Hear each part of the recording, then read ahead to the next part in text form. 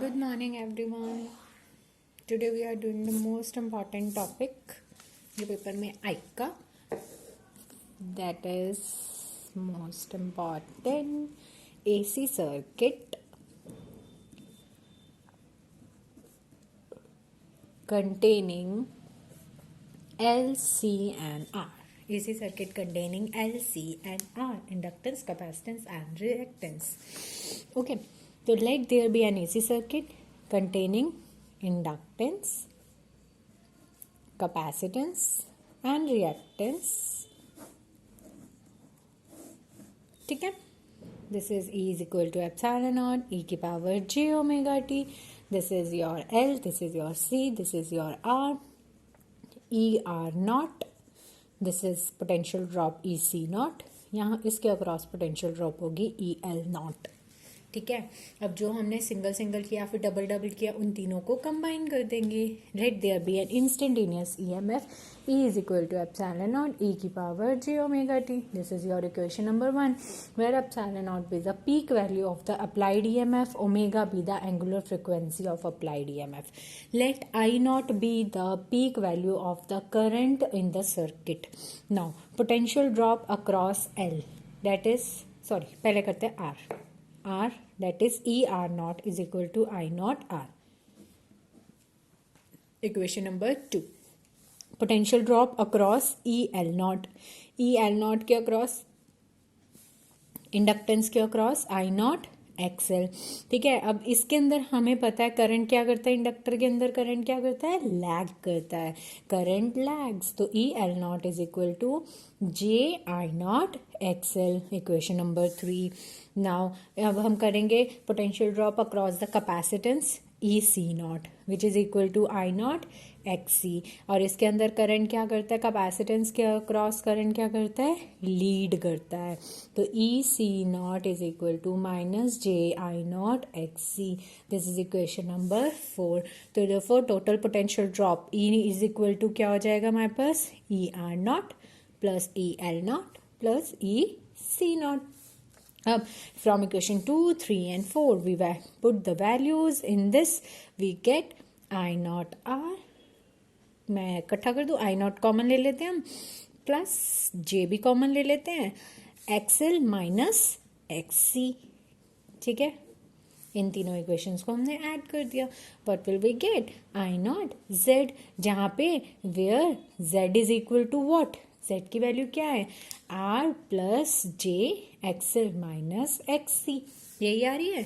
Where Z is known as the complex impedance of the circuit and Z is equal to Z mod Z e की power J5. This is equation number 6. And mod Z की value हम कैसे लिख सकते हैं, under root of R square plus XL minus XC का square. This is equation number 7. And tan phi कैसे लिख सकते हैं, tan phi is equal to imaginary upon real, तो XL minus XC upon R. This is equal equation number 8 where phi is the phase difference between the current and EMF. Now, so instantaneous current is given by I is equal to E by Z. E की value हम लिखेंगे from equation 1 epsilon naught e की power j omega t. Z की value from equation number 6 modulus of Z e की power j5.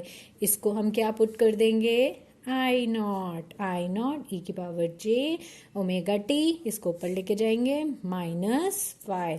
This is equation number 9. Comparing 1 and equation number 9, what will we get, it follows that there is a phase difference of phi between EMF and current. ठीक है.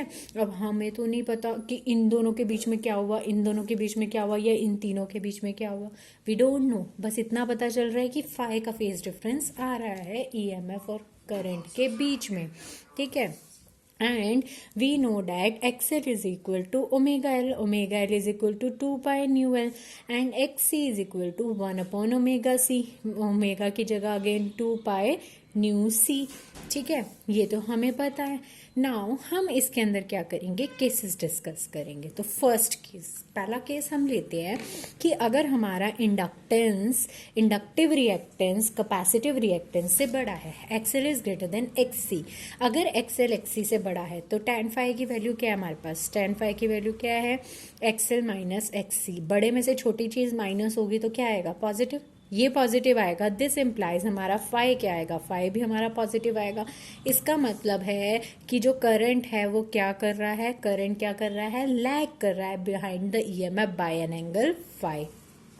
Case 2, second case, हम ये मानते हैं कि हमारा XL एक्ससी से छोटा है, कि इंडक्टिव रिएक्टेंस कैपेसिटिव रिएक्टेंस से छोटा है, तो tan फाई की वैल्यू क्या हो जाएगी, tan phi XL minus XC upon R होता है। अब बड़े में से छोटी चीज़, छोटे में से बड़ी चीज़ माइनस हो रही है तो नेगेटिव।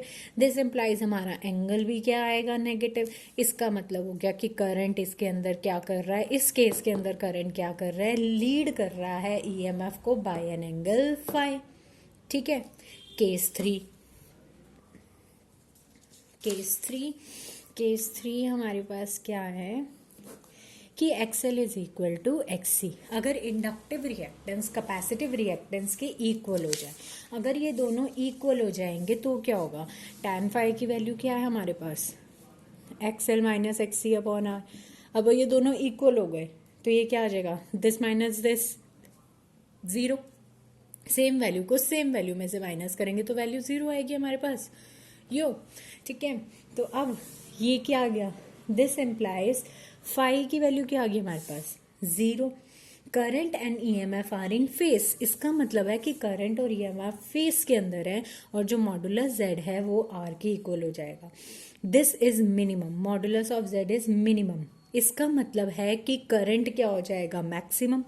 ठीक है, modulus of Z is minimum means current is maximum, and this is the case for resonance, this is the case for resonance, resonance का केस माना जाता है ये।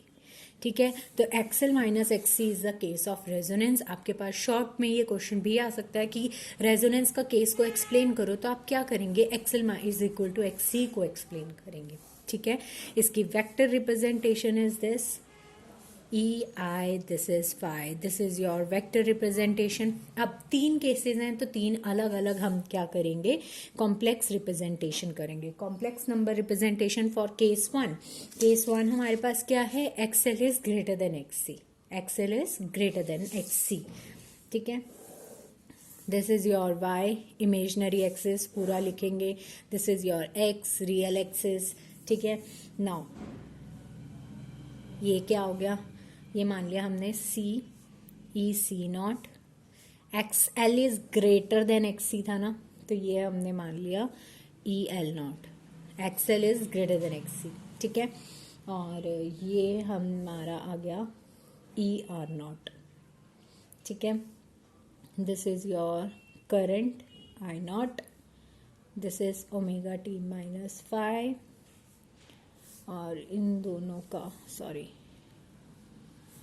यहाँ से एक रिजल्टेंट दे देते हैं हम। ठीक है, this is E is equal to under root of E R naught square plus E L naught minus E C naught की स्क्वेयर। ठीक है, और ये हो गया हमारे पास D point E L naught minus E C naught. ठीक है, इतना, ये ई सी नॉट, ये ई एल नॉट, तो ये क्या हो गया, L naught minus C naught. ठीक है, this is for case 1। Case 2, case 2 के केस में क्या होगा, केस 2 देखिए, वाई एक्सिस, एक्स एक्सिस। ठीक है, इसमें था केस 2 था हमारे पास केस 2 था XL is less than XC, ये केस 2 था हमारे पास, XL is less than XC. ठीक है, तो ये हमारी एक्सएल हो गई, E L naught less than XC, तो एक्ससी मतलब बड़ी होगी हमारे पास, ये हो गया हमारे पास सी ई सी नॉट।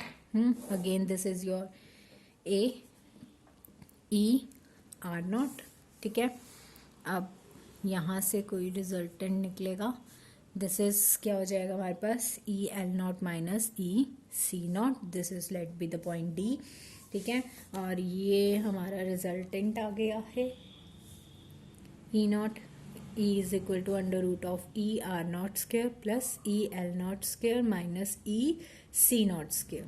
ठीक है, और एंगल्स देख लेते हैं. ये हमारे पास था I naught, this is omega T, this is phi, तो this is omega T minus Y. ठीक है, क्लियर है. नाउ केस 3, थर्ड केस क्या था? When XL is equal to XC. Third case of resonance when XL is equal to XC. ठीक है, XL is equal to XC, दोनों equal में है. ठीक है, तो ये हो गया ई एल नॉट, ये हो गया हमारे पास E C naught, this is your E R naught. ठीक है, this is your I naught, ये ओमेगा टी, ये phi omega T minus phi. ठीक है, और ये इन दोनों का रिजल्टेंट. इसमें तो रिजल्टेंट दिखाने की जरूरत ही नहीं है. बाय, बिकॉज यहाँ तो हमारे पास सीधा सीधा एंगल आ रहे हैं, ओमेगा टी, बस इतना ही लिखेंगे. ये दोनों तो इक्वल है, तो रिजल्टेंट तो इसमें बनेगा ही. ठीक है, बेसिकली हमने क्या किया कि एल में इंडक्टर में करंट क्या कर रहा है? लैग कर रहा है. और कैपेसिटेंस में करंट क्या करता है? लीड कर रहा है. और एलसीआर सर्किट में हमारे पास 3 केसेस हैं, और ये हमारे आपके पास 8 मार्क्स में क्वेश्चंस आ जाता है. ओके, नाउ मैं अब बेसिक सा कुछ बता दूं आपको. जो हमने फॉर्मूले पूरे उसमें किए अभी तक में, हमने क्या क्या किया, जो फॉर्मूले किए. फॉर्मूलेज में सबसे हमने पढ़ा XL is equal to omega L. Omega की वैल्यू 2 पाई न्यू, तो 2 पाई न्यू एल भी हो सकता है. एक्सेल के यूनिट्स क्या होते हैं? ओम्स. और एक्सेल इज इंडक्टिव रिएक्टेंस, उसके यूनिट्स ओम है. एल के यूनिट्स क्या है? एल इज इंडक्टेंस, इसके यूनिट्स हैं हमारे पास हेनरी. ठीक है, ऐसे ही न्यू के यूनिट्स क्या है हमारे पास? हर्ट्ज. ओमेगा के यूनिट्स क्या है हमारे पास? रेडियन पर सेकेंड. ठीक है, ना ई एवरेज या ई आर एम एस की वैल्यू क्या है? Epsilon not upon √2. ठीक है, सिमिलरली एक्स सी की वैल्यू क्या है? 1 अपॉन ओमेगा सी. ओमेगा की जगह 2 पाई न्यू सी, तो हम इसको ये भी लिख सकते हैं. एक्स सी के यूनिट्स क्या है हमारे पास? Faraday is F. ठीक है, नाउ ईएमएफ लीड करता है हमारे पास एलसीआर सर्किट में. पहले एलआर सर्किट करते हैं. एलआर सर्किट ईएमएफ इसके अंदर लीड करता है. ईएमएफ लीड करता है. जेड की वैल्यू क्या थी? Under root of R square plus XL का स्क्वायर. और tan फाई क्या होता है हमारे पास? XL upon R. ठीक है, units ohm. Next is CR circuit capacitance resistance circuit. इसके अंदर जेड की वैल्यू क्या हो जाएगी? R square plus X C square. ठीक है, इसके अंदर करंट लीड करता है. और tan फाई की वैल्यू क्या हो जाएगी हमारे पास? X C upon R. Now last is LCR circuit. जब एलसीआर सर्किट करेंगे तो Z is equal to under root of R square plus XL minus X C का स्क्वायर. यही पढ़ा था हमने.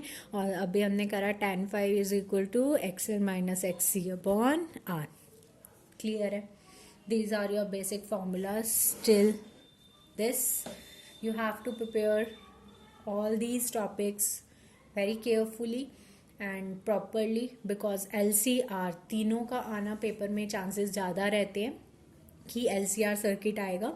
कई बार ऐसा होता है कि डबल का दे देते हैं LR सर्किट या CR सर्किट, और बहुत कम चांसेस होते हैं कि सिंगल का दें. तो आप सिंगल कर लें बिकॉज इट्स इम्पॉर्टेंट. एंड अगर आपको वो समझ आ गए तो आप ये 3 वाले और 2 वाले इजीली कर पाएंगे. Okay, all the best. Hope you all are safe and fine at home. Be prepared for your exams. फिर भी आप लोगों को कोई डाउट होता है, you can ask me before 2:30. Okay, thank you.